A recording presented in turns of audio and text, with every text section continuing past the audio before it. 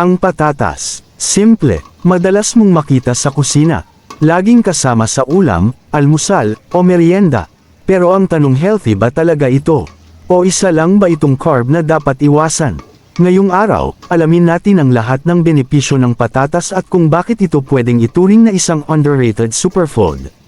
Unang-una, ang patatas ay isang napakagandang source ng complex carbohydrates. Ibig sabihin, hindi ito basta-bastang sugar na mabilis i-burn. Mabagal itong tunawin kaya matagal kang busog at may tuloy-tuloy na enerhiya. Kung ikaw ay isang estudyante, nagtatrabaho buong araw, o kahit isang athlete, mainam ito para sa endurance. Alam mo ba na mas mataas ang potassium ng patatas kumpara sa saging? Ang potassium ay nakatutulong sa pag-regulate ng blood pressure at sa proper function ng muscles at puso. Sa panahon ngayon na maraming stress at fast food, malaking tulong ito para sa puso mo. Mas mataas ang potassium sa patatas kaysa saging. Vitamin C at immunity. Patatas din ang isa sa mga gulay na may vitamin C oo, tulad ng sa mga prutas. Ang vitamin C ay antioxidant na lumalaban sa free radicals, pinapalakas ang immune system, at tumutulong sa pag-ayos ng skin at cells. Hindi lang ito pampatibay ng resistensya, kundi pampagandang balat rin. Vitamin C katumbas immune dagdag skin health. Vitamin B6 at brain function.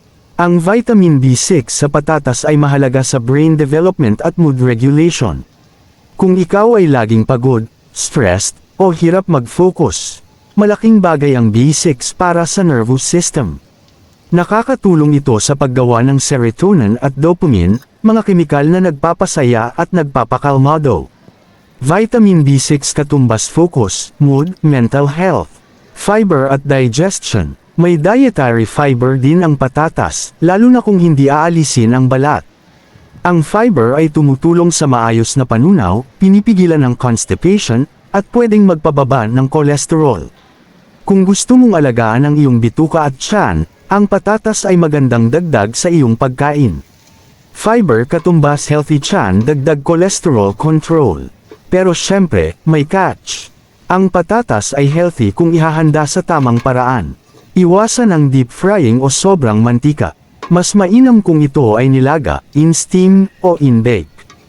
Iwasan ding balatan agad kung pwede, dahil maraming nutrients ang nasa ilalim ng balat.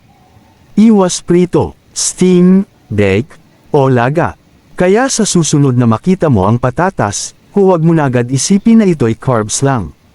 Ito ay isang budget-friendly, nutrient-packed, at masarap na pagkain na pwedeng makatulong sa kalusugan mo, basta tamang pagluluto lang ang susi. Kung may natutunan ka, i-share mo to at subukan mong isama ang patatas sa mas healthy mong lifestyle. Patatas abot kayang superfood. Follow para sa mas marami pang ganitong health tips sa simpleng pagkain.